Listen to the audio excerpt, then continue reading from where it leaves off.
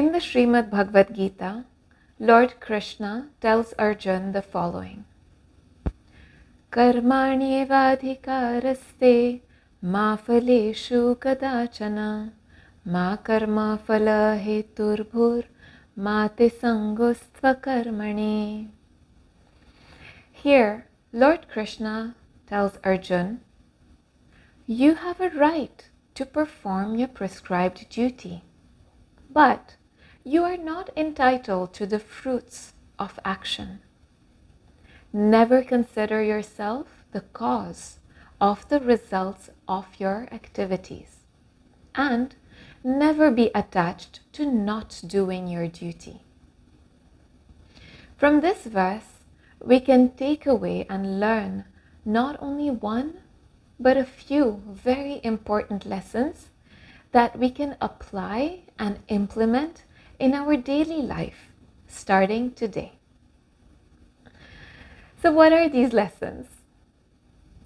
Krishna tells Arjuna not to be attached to inaction. What we learn from this is that one must act, one must do work, one must carry out activities in order to grow on this life's journey, in this life's journey.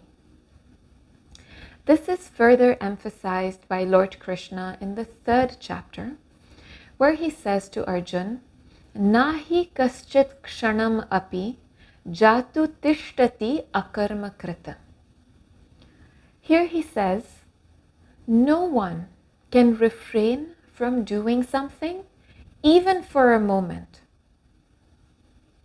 We learn here that it is the nature of the soul to be active. This physical body, this material body, is a vehicle, is an instrument through which the soul performs or carries out actions. Without the spark, the spirit, without consciousness, this physical body would just be dead matter and wouldn't be able to carry out activities. Therefore, the nature of the soul is to be active. There is another verse in the 3rd chapter where Krishna again speaks about the same. He says to Arjuna, Niyatam kuru karmatvam karma jyayo hi akarmanaha sharira yatra pichate na prasiddhet akarmanaha.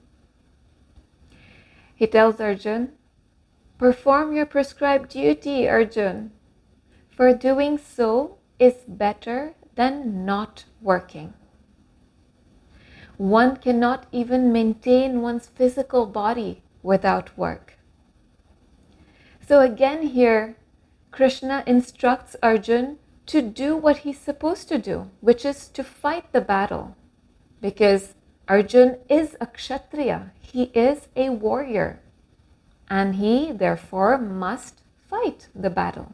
He must carry out his prescribed duty. Now in the same verse, we learn what duties one must perform and how. One must perform prescribed duties. How? Without being attached to the results of the activities performed. On one hand, there are actions, there are activities that are performed with the desire to enjoy the reward, the fruits, that are performed in anticipation of the results. These actions are binding. On the other hand, there are activities, actions that are performed as a matter of duty. And these actions are full of wisdom. Why full of wisdom? Because they are carried out, they are performed by following the instructions coming from the Supreme.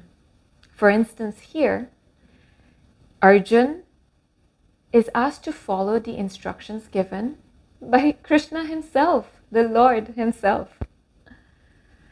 The Bhagavat Gita, the Vedas, are directly manifested from the Supreme.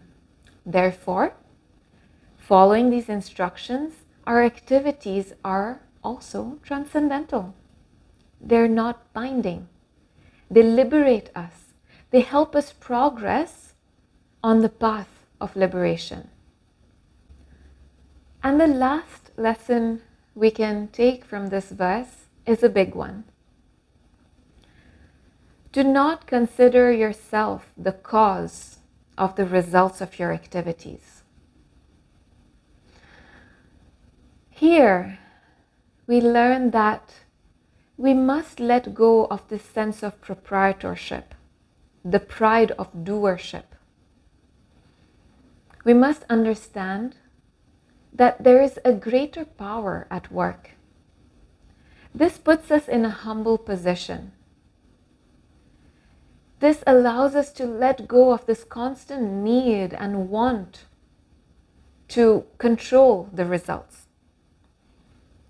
And this allows us to align ourselves with the divine plan. Because we let go of this control, we understand that there's a higher power at work and that we are the instrument for the unfolding of a bigger divine plan. I hope that you enjoyed this video.